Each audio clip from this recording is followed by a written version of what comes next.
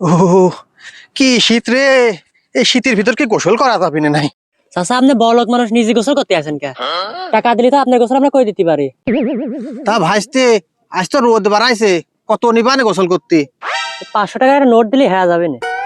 না গো ভাইস্তে, তোমার গোসল ভালো হয় না, তুমি এক ডুব দিয়ে উঠে পড়ো। চাচা আমার 600 দেন, আমি 2 ডুব দিয়ে দেবো না। হবি না গো?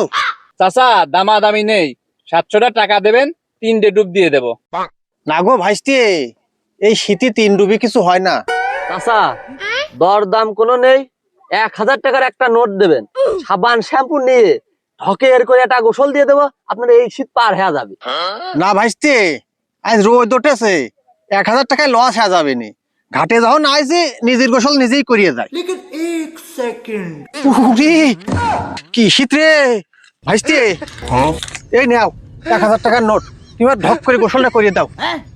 এই কইছিলাম চাচা, এই শীতে আপনি গোসল করতে পারবেন না নে, দেন গোসলটা ঢক করে করিয়ে দিচ্ছি।